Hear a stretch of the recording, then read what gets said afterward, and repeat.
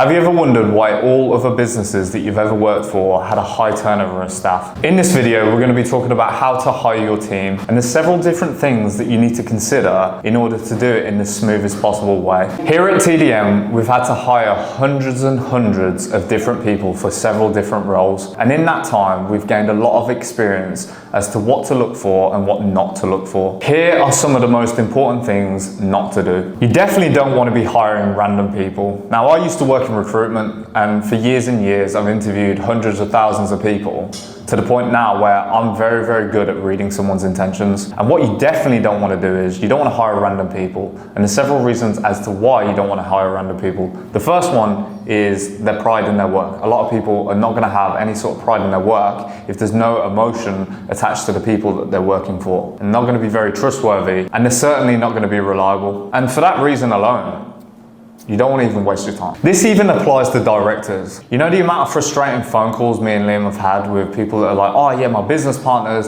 someone that I was friends with and now we've gone into business. And we're like, okay, how are you friends? Like, how long have you known each other? How many times have you met face to face? They're like, oh no, we met in a Discord group, or we met on Telegram, or we met on Instagram. It's like, this is not your friend. How do you possibly propose that that's going to work long term? Another thing that you don't want to do is you don't want to be trying to persuade someone to join your business or join your team or take the job or take the opportunity. It might seem great to you. You might think, wow, what a fantastic opportunity. I'm going to pay them good money. It's going to be nice working hours. It's going to be a nice working environment. But to them, they might not give a fuck. And that's not going to change whether or not they're going to turn up on time and actually get the work done. So don't ever try and persuade or convince someone to join your team. It's like you'd never try and persuade someone to be your friend. You wouldn't persuade a girl to stay with you and beg her not to leave. Like, you got to let people come to you. And if they gravitate towards you, they're going to be a great fit for your business. What you definitely don't want to be doing is trying to recruit people if you're a very, very bad judge of character. If you're not very good at reading the room, or you're not good at reading other people,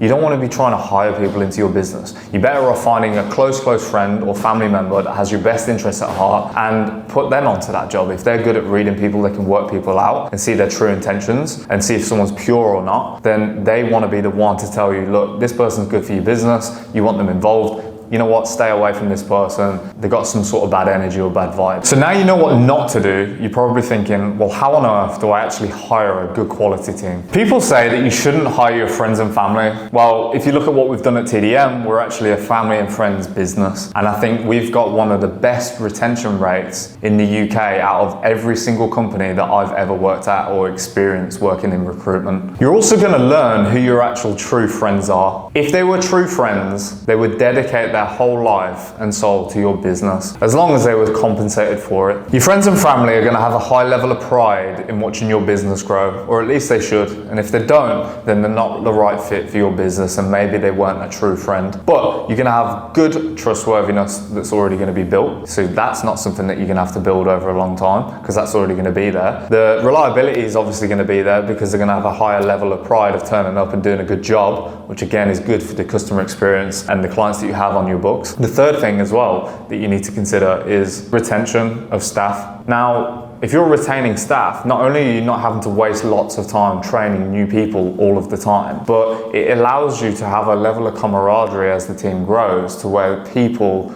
are very much about teamwork rather than just about me and what I want. If you look at most businesses, you're surrounded by random people that are all trying to snake each other. It's normally a mixed environment of both males and females, to where that can also fuck things up and get twisted. Whereas if you've got a strong male-dominated team that all have the hunger and passion and burning desire to turn £1 into £2, when you bring that together and it all goes into a shared pot and everyone eats together, it's powerful. It's powerful! Sometimes you're going to get let down. What you need to be prepared for is that you might get let down by a family member or friend that you least expected it from. Just ensure that the value exchange is fair, and if they're grafting, you compensate them. So the skill set that you should be looking for really depends on what type of job it is that you're hiring for. Whether it's chatting, whether it's marketing, whether it's recruitment, whether it's accountancy and admin and company structure. Every single person should bring a different level of competency to that role. And the only way to test this is to put people on trial. On this trial, you want to give the staff member a variety of different tasks. And from these tasks, you'll be able to judge exactly how competent they are. So you might be thinking, when does this trial end? The truth is, they should always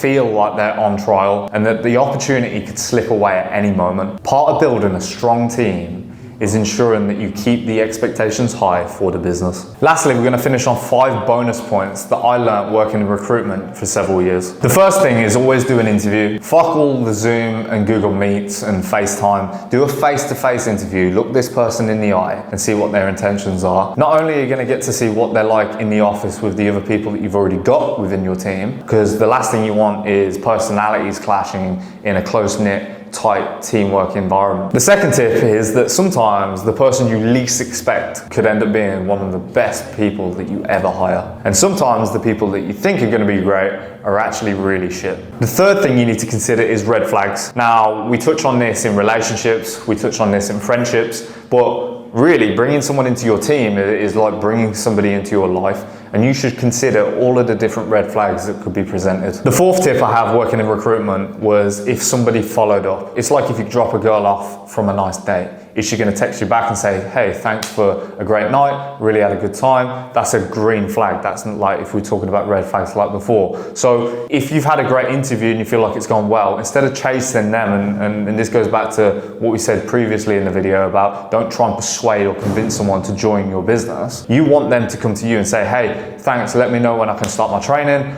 I want to start the trial, and let them come to you. The fifth and final tip I have in recruitment is to bring people into your business that all have different skill sets. Because if we bring someone in that's good at doing DIY, and then this person's good at boxing, this person's a personal trainer, this person loves cooking, everyone can come together, and as a team, we can all provide other values within the business that everybody is going to benefit from. If you've got any further questions about recruitment, either drop me a personal message on Instagram and I'll get back to you, or drop a comment below and we'll get back to you in the comment section.